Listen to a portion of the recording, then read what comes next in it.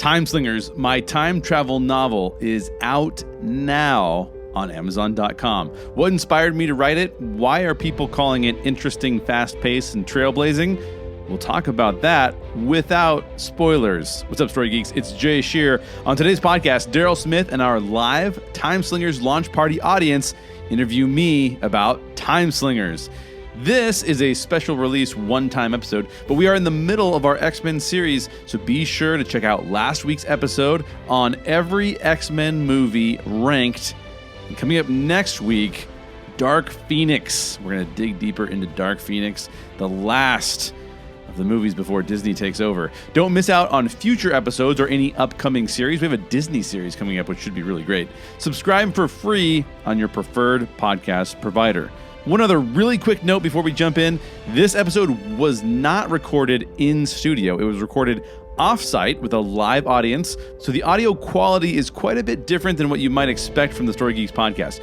But we really enjoyed the live audience, so stay tuned for more live events in the future. Thanks for listening in. The Story Geeks podcast is produced by the Reclamation Society. Let's dig deeper into the book that Nathan Sheck and I wrote. Let's dig deeper into Timeslingers.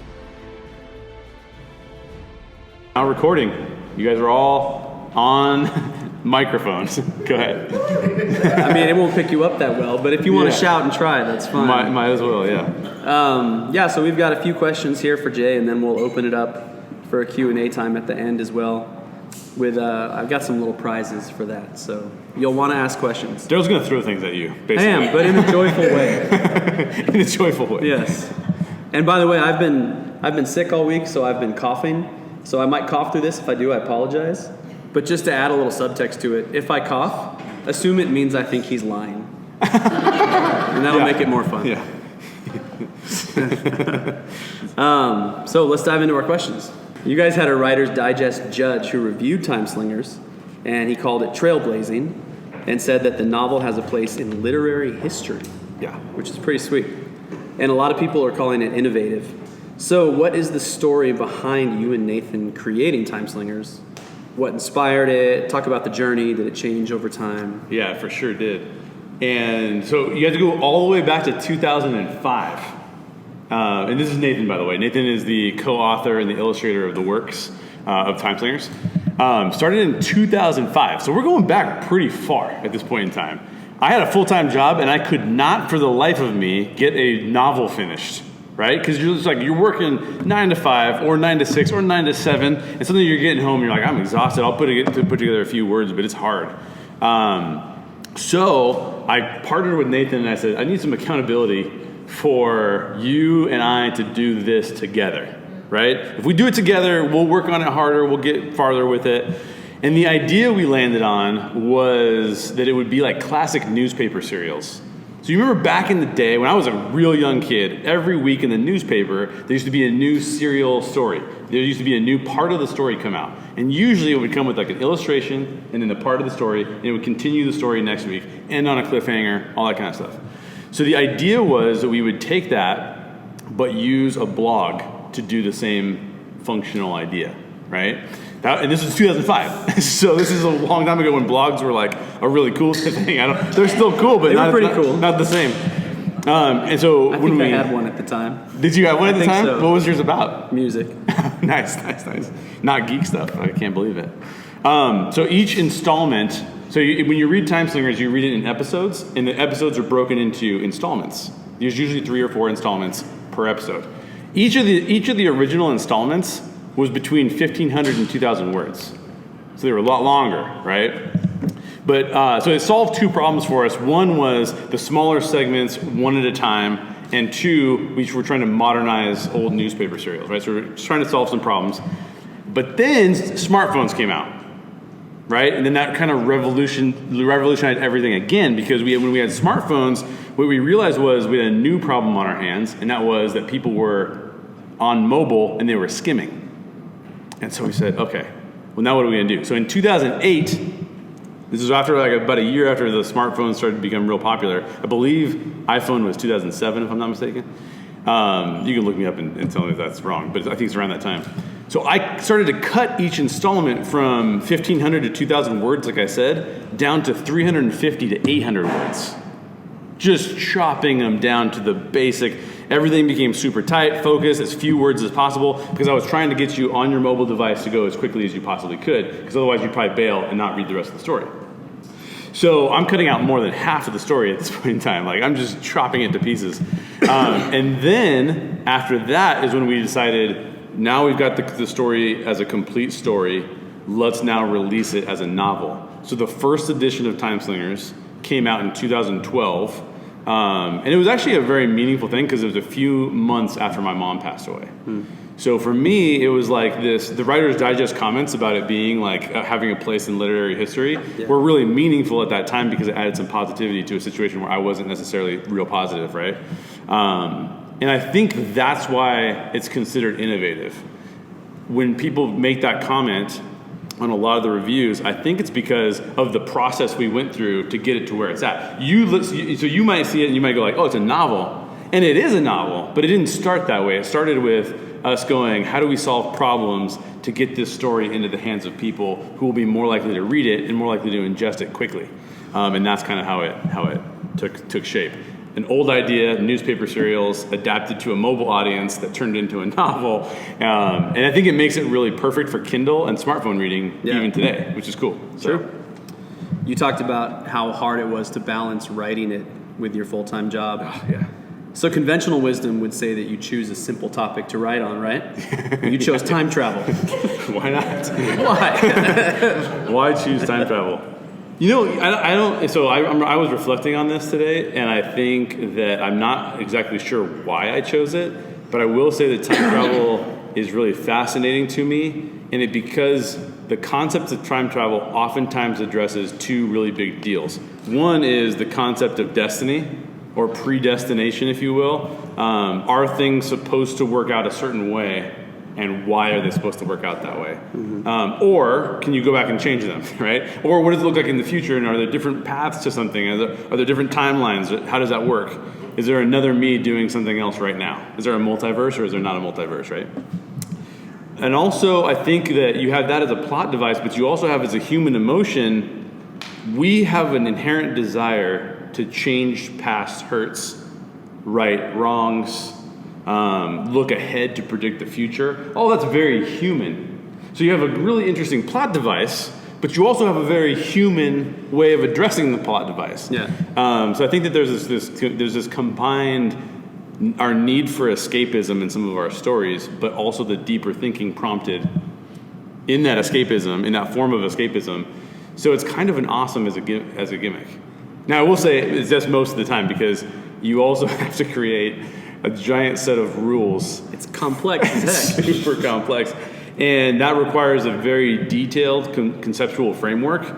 And you cannot break your own rules. Because as soon as you break your own rules, everybody knows it and they're like, this is messed up. You broke your own rules, and that's not the way this is supposed to go down. And I will say that that's really, really hard to do.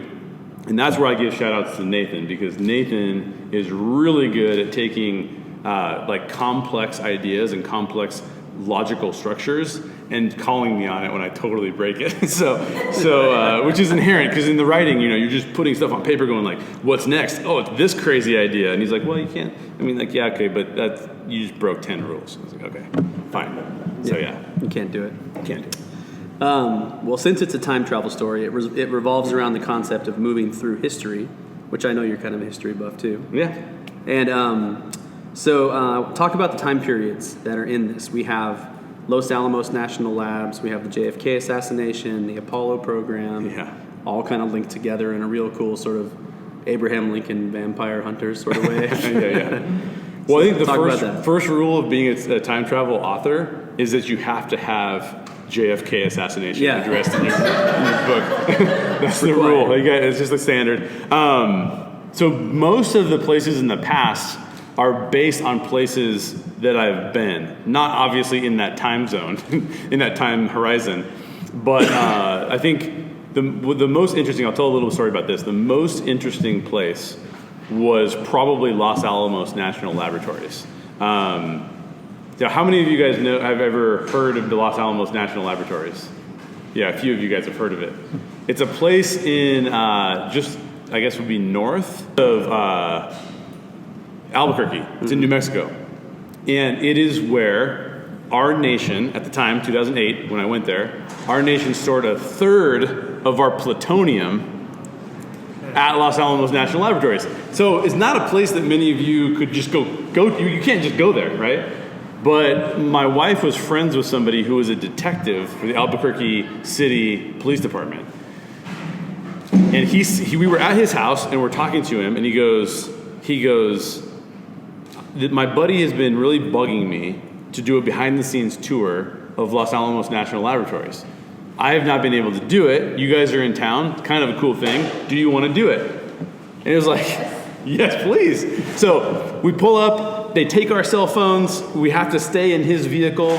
There are random, what they call Bearcats, which is sort of like a Humvee on like big treaded tires with like missile launchers on top, just sitting around. Like, so when you're driving around this place, it is the birthplace of the Manhattan Project, essentially, right? So there's areas of this place where you literally have fallout, where like no one can go in there. Oh yeah, by the way, we had to wear monitors that would tell us if we were getting radiation poisoning. So we're driving around in this guy's car, and he's telling us all these stories. Over there is where a guy dropped. He was carrying cubes of, I think it was probably uranium at the time. And he was carrying radioactive, and these guys didn't know what they were doing, so they weren't wearing like hazmat suits, right? Not like today. So, and this guy was creating this giant uranium, I'm for those of the podcast listeners, I'm describing a cube, and he's putting these little cubes into this bigger cube, and he drops one of them and creates a nuclear reaction and just completely eradicates himself, right? So this is the kind of place we're driving around, and it's just kind of this surreal environment where they're like, back there is where a third of our nation's plutonium is stored. And you're like, plutonium? That's what you use to make nuclear weapons. That's insane. It's behind that wall. Yeah, okay. I feel like you guys need some more security. It's what I feel like. So it was a really, really cool tour, a really special tour. You'll notice that in the beginning, one of the beginning episodes, actually the very first episode of Timeslingers, we do a story where the XLS is trying to get information from the Los Alamos National Laboratories. And they set off the alarm, they have to run out, but the building they're in, I think they called it the Emerald Building. It is this glass building with like a kind of a green glass, right? So that's why they call it the Emerald Building. And inside is where we're developing the nation's newest, latest, and greatest weapons. So DARPA, I think, works out of there a lot too, if I'm not mistaken. And they pump classical music as loud as they can throughout that building because they don't want people pointing audio devices at it and being able to hear conversations that are going on inside. It is also the place, one of the places off to the side, where when I say the Theoretical Sciences Building, I've driven past the Theoretical Sciences Building. The character in the book who is a theoretical scientist is also doing drugs because he told us on the tour, a lot of those guys do a lot of drugs because they're trying to figure out, basically that's where they're trying to think of how to do time travel today. Wow. So that place is insane, and I felt like I had to put it in a book. And I told the guy too, I was like, can I take notes and like put this in a book? He's like, yeah, sure, go ahead. I'm like, okay, sounds good. So Los Alamos National Laboratories is really special to me. I've been to downtown Dallas 4 times. And seen the place where Kennedy was assassinated. I've been to Cape Canaveral, Kennedy Space Center, where the Apollo program was housed. I have not been to the moon or to Russia, and those are 2 locations. Lazy. I know. I need. It's on my bucket list. But I will say this. I'll give you guys a little fact. For those of you who read it, you'll know this already. But for those of you who haven't read it, I have part of the story takes place in 2019 in Russia. And I wrote this in 2008. I did not know that Russia was going to be in the news constantly in 2019. That was not a thing. I don't have a time machine myself, so that was kind of crazy and kind of creepy. But this just inspiration comes from me visiting places and going, this is really fascinating, and then just learning a little bit more about that. I would download the schematics for the Apollo program, by the way. I would download everything because all that stuff is free to the public now. And I would download all the schematics and go over them and be like, what failed here? What failed there? Why did this work? Why did that work? etc. And you went to Nuremberg recently too, so that might show up even in a story darker somewhere. stories yet to come. Oh my gosh! Yeah, I was in Nuremberg, and that's a trippy place because they still have this giant concrete building where the Nazi Congress was going to be, they did not build that building to be friendly, man. They built that building to so you would be instantly scared looking at it. Yeah. And guess what? You are instantly scared looking at that thing. It's not good. And then we drove past have you ever seen that? You guys should look this up because it's like a big moment in U.S. history or world history. But when the U.S. there was a giant swastika on top of the platform where they would run their parades, their big Nazi war parades when they were kind of like, you'd see Hitler up in the pedestal just yelling at people. Yeah. And they used to have this giant gold swastika on top of that area, and the U.S. pulled it down when we finally got to Nuremberg. We just yanked it down. There's video of it, and it's a creepy place. It is a creepy, creepy place. You're looking at that going, they did a lot of things here that we as a human race need to be real shameful of. So yeah, maybe in a future story. Timeslingers 2. We'll see. Well, this is a version of the Story Geeks podcast. It is a version, yeah. Which means we have to dig deep into this stuff. Yes. So, in a spoiler-free fashion, yeah. What are the deep themes here? What's driving the story? What are the questions we should be asking after we read this?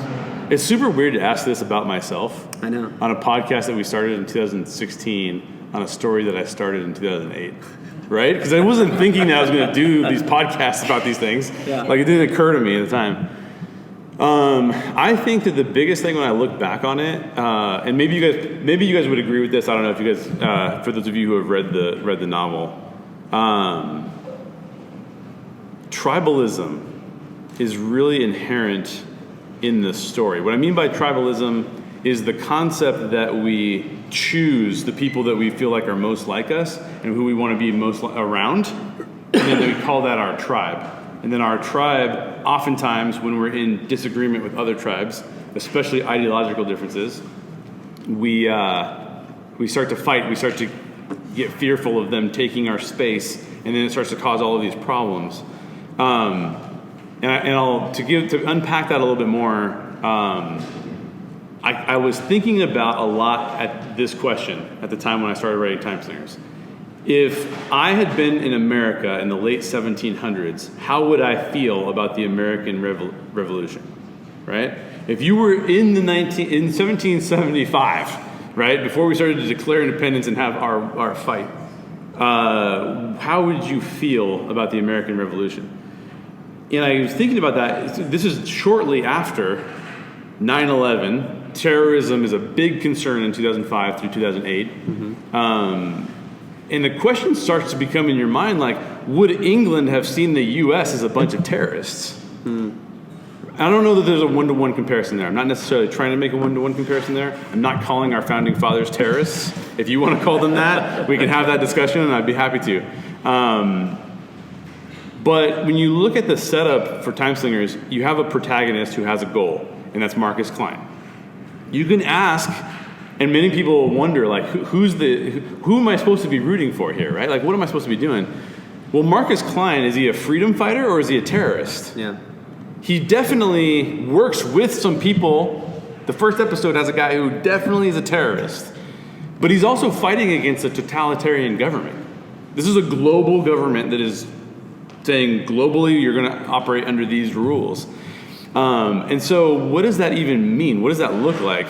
When you look at the Union Subdivision Timeslingers, who would on the surface be the good guys, they seem cool, but they're also working for the totalitarian government. And there's some indications that the people running the totalitarian government have some shady things going on too, right? So, and then to top that off, there's another sub-question that I wanted to ask, which is, how does tribalism show up when we throw in a family member? And there's this part of the story where we're wondering if somebody's related to somebody else. And now that person has to choose, is it my country or is it my family? Do I choose family? Do I choose country? What do I choose? Where do I hold my value system, and why do I hold that value system? What's important to me to do? And I'm not actually trying to, I'm not trying to answer this for you. what tribe do you choose? When you wake up in the morning, what tribe do you choose, and why do you choose that tribe? I don't have any idea what your life is like and what you're choosing, but I think it's an important question to at least ask. And I don't think, I mean, you guys can come back at me and be like, oh yeah, I think that Timeslingers promotes a particular perspective, and I would tell you that it's not necessarily trying to.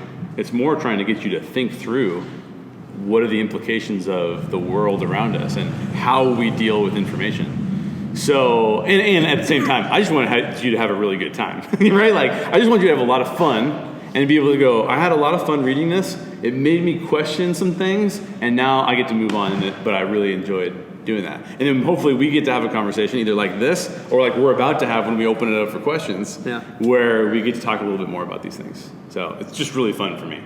Yeah. And it makes sense, too, because if you guys have ever heard other episodes of our show, of the Story Geeks, he finds a way to talk about tribalism in almost every episode, no matter what we're talking about. So, and we have a bunch of guests, too. Michael's been a guest. Megan's been a guest. Who else has been a guest? Kate's been a guest. Yeah, Kate's been a guest, absolutely, with costuming. Nathan's been a guest Jack was a / host. Nathan is a super reluctant guest, but sometimes we make him be on the show. So yeah.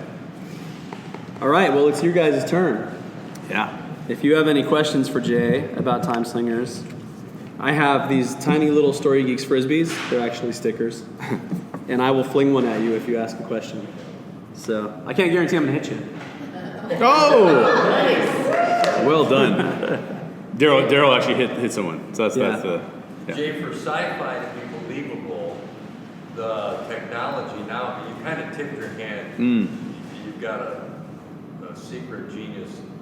Yeah, right. But the technology has to work. It's got to make sense. It's got to be believable. Right.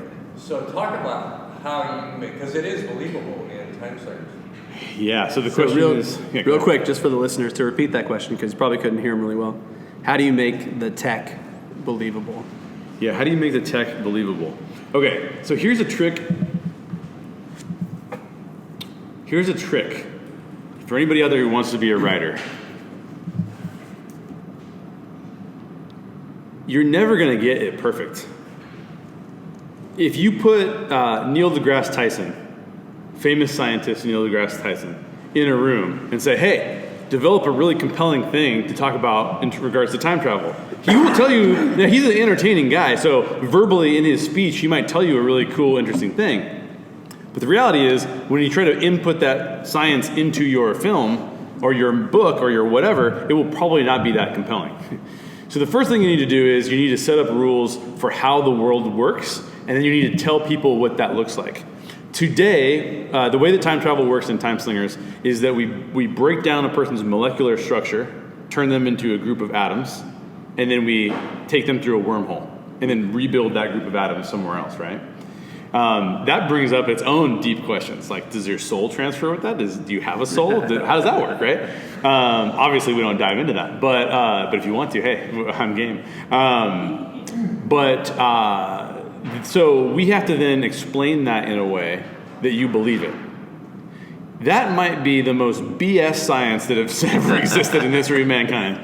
But the point is, if you set up the rules in such a way that someone goes, okay, I'll play by those rules, then I think you win, right? When you don't win is when you try to be, you can either do two things. You can either not set up any rules. That's a huge problem, red flag, because as soon as you'll start to break your own patterns if you have no rules. So I don't recommend that at all.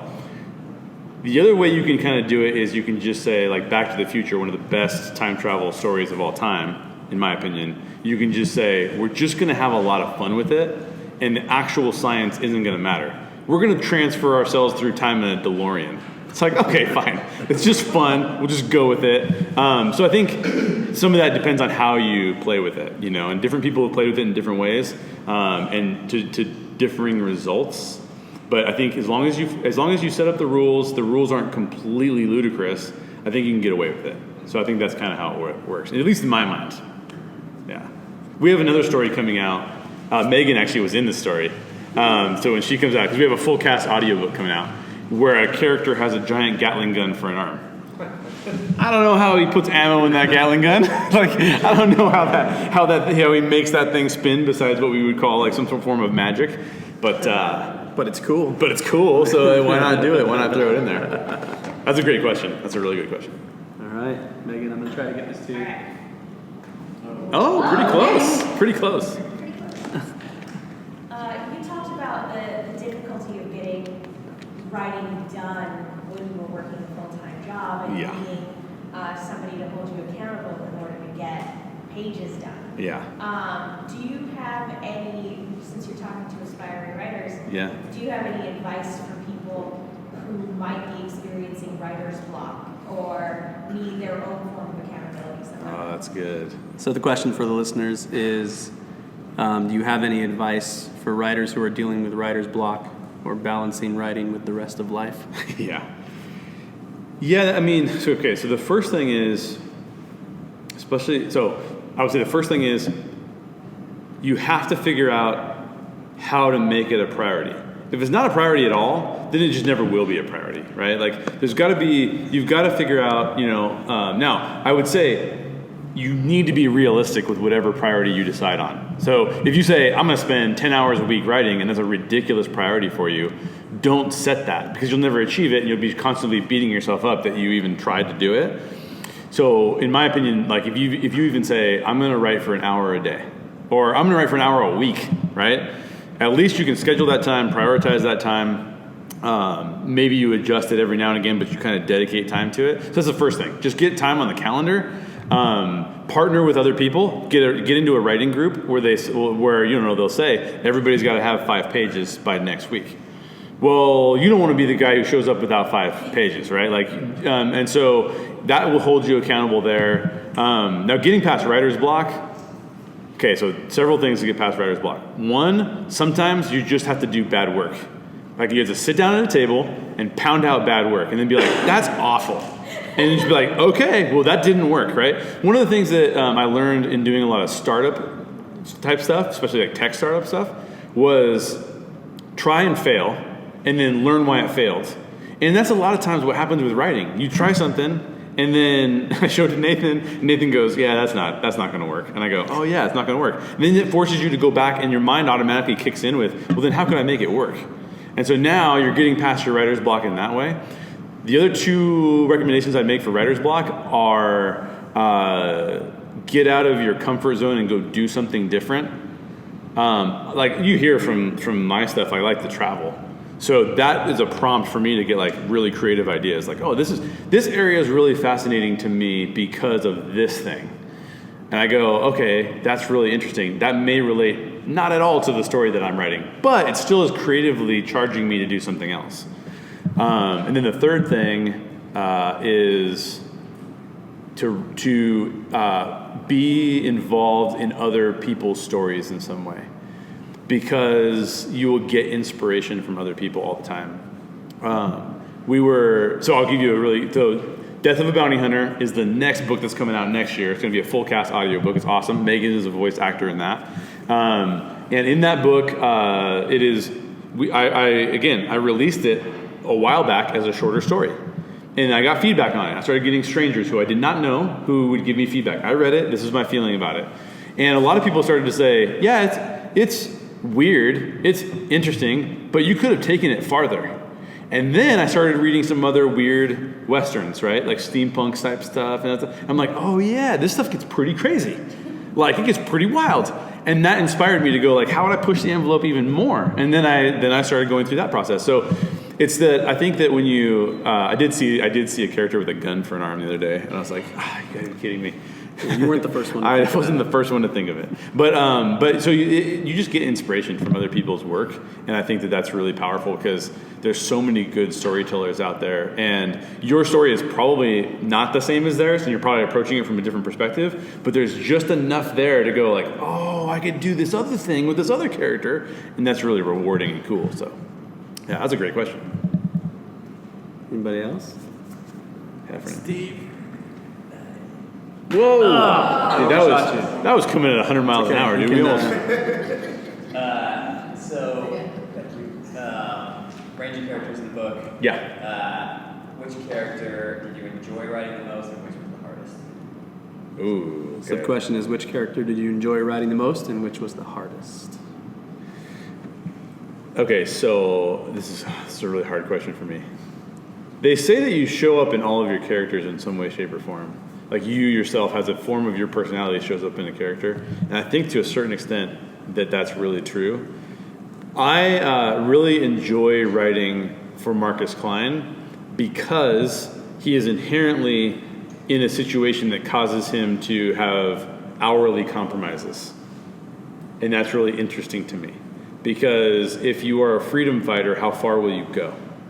And even if you have a righteous goal in mind, which I think Marcus Klein does have a righteous goal in his mind, but we're all the hero in our own mind, even if we turn out to be the villain to other people. And so the question is, what does that look like? So I really enjoy writing for Marcus Klein. In fact, some people have said, like, you seem to like Marcus Klein a lot, and I don't feel like he's a villain. And I go, yeah, because I don't know that anybody... My personal viewpoint on that is that there's nobody in this room that is completely a hero or completely a villain. You have elements of both of those things. You're not perfect, therefore you can't be a hero through and through. But you also don't necessarily want to be a villain. You want to be a hero. So you have a little bit of both elements, right? So I like writing for Marcus Klein. I also really liked writing for. I really liked writing for General Falco. I really liked writing for. I'm forgetting their names now too. It's just weird. There's too many. I'm working on too many stories right now. I really liked writing for Jessica Prentice. I really liked writing for Alexandra. So it's hard for me to choose one. There's just so many that are fascinating to me. But yeah, I think if I had to choose one, Marcus Klein would be my top. The most difficult to write for, I think anytime you're writing a character that is not inherently who you are, it's harder. So if I try to write with female voice, that's more difficult. I have to go study that more, right? To do it justice. Because the last thing you want to do is misrepresent something or someone. And so in order to do that justice, you have to work a little harder at it to really understand where that character is coming from and why. And not to stereotype them as well, which is a really hard thing. So those can be more difficult for sure. Good question. Should we do 2 more questions? Sure. 2 more questions? You're way back there, Joe. Joe Zepeda. I hit your dad. Yeah, you did. So talk about like tribes, and you talk about like how you're basically like having people choose. Yeah. But you push your characters to where like they're breaking the rules. Yeah. And even like being faced with like self-sacrifice. Yeah.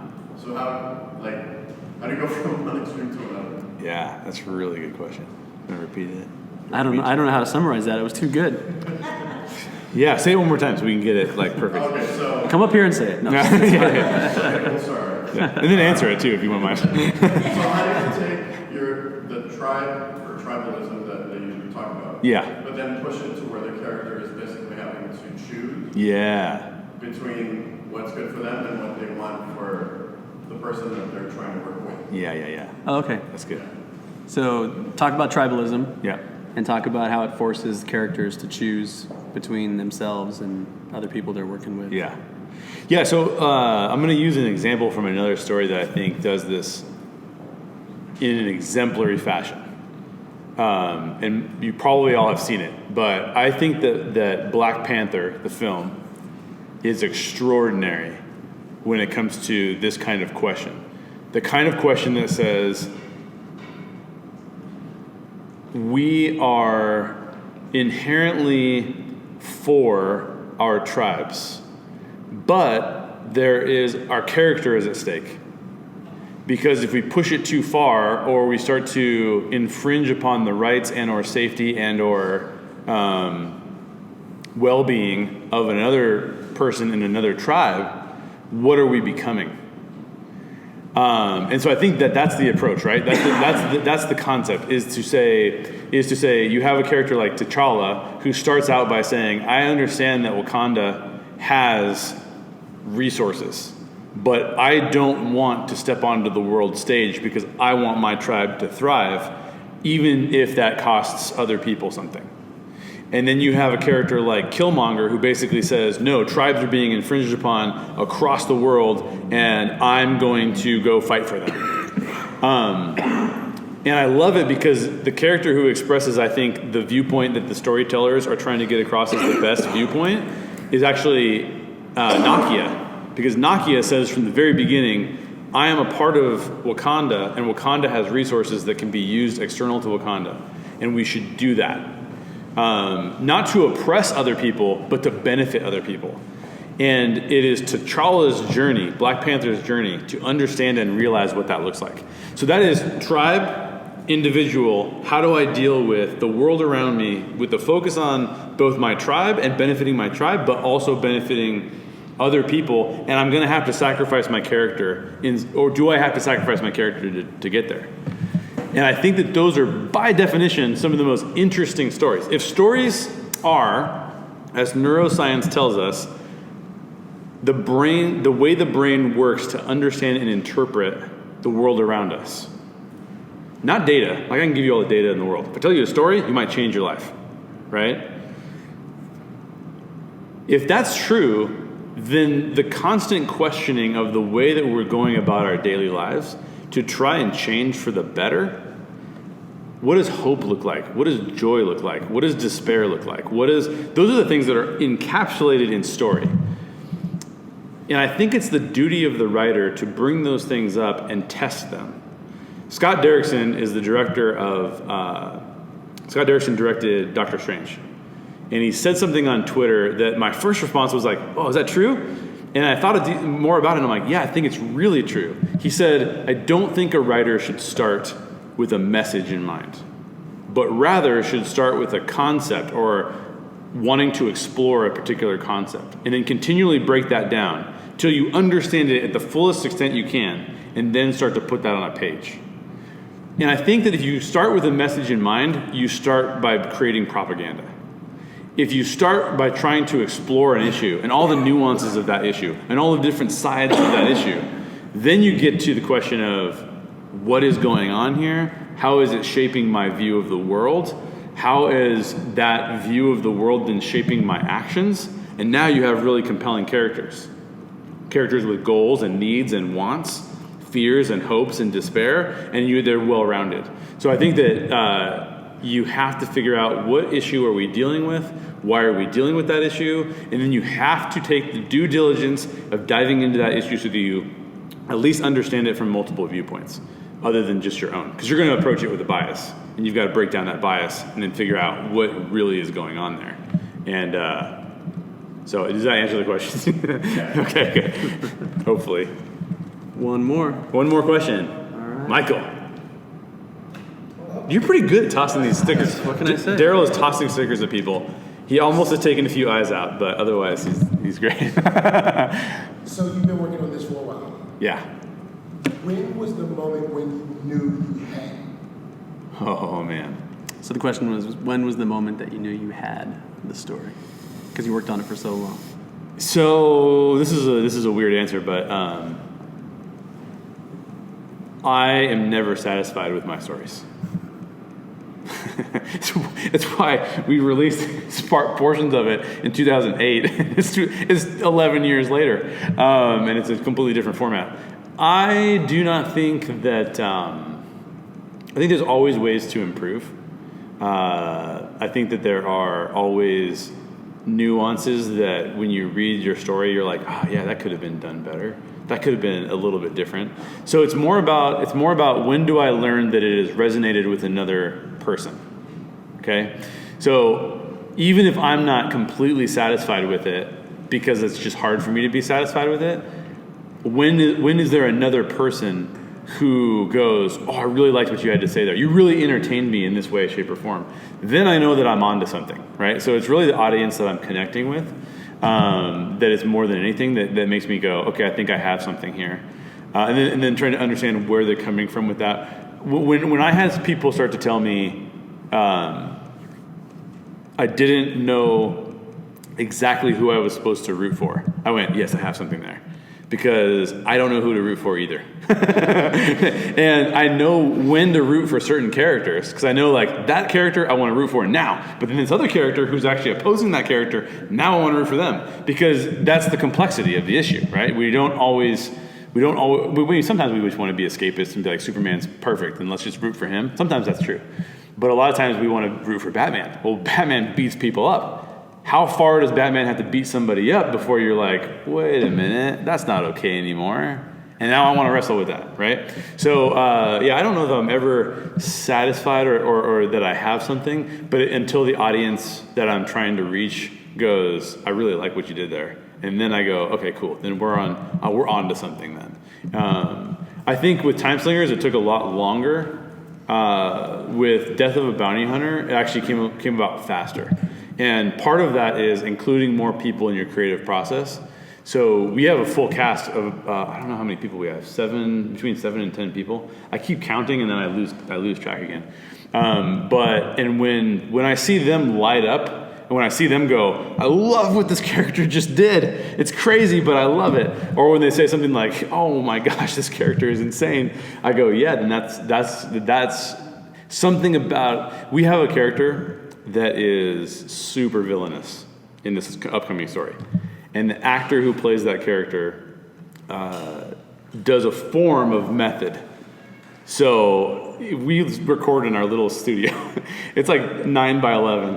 And I actually remember Megan sitting across from this guy. And this guy is awesome. He's awesome, but he's method. So he's sitting in front of Megan, who's the nicest person in the world. And he's like, he'll even sit there and hit himself to get, like, because this character is super aggressive. Much more aggressive than this actor is in real life. And so he'll get real intense.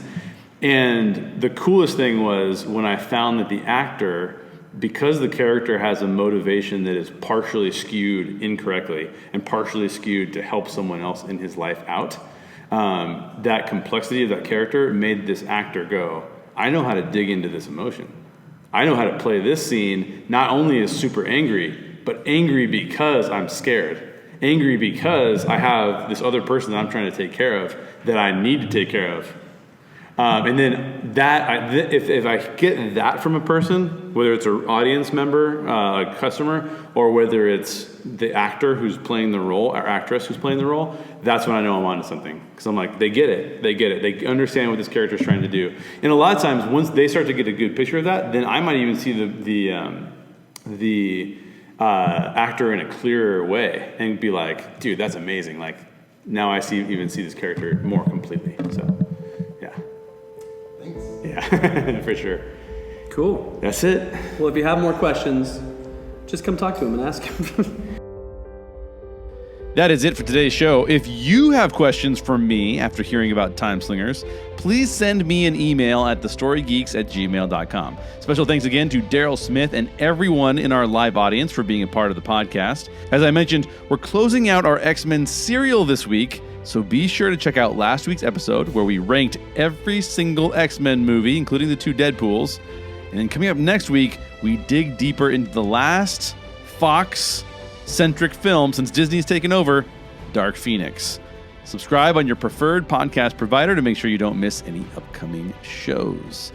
If you enjoy the Story Geeks podcast, please share our show with a geek friend or review the Story Geeks podcast on Apple Podcasts. And please consider purchasing and reviewing Timeslingers.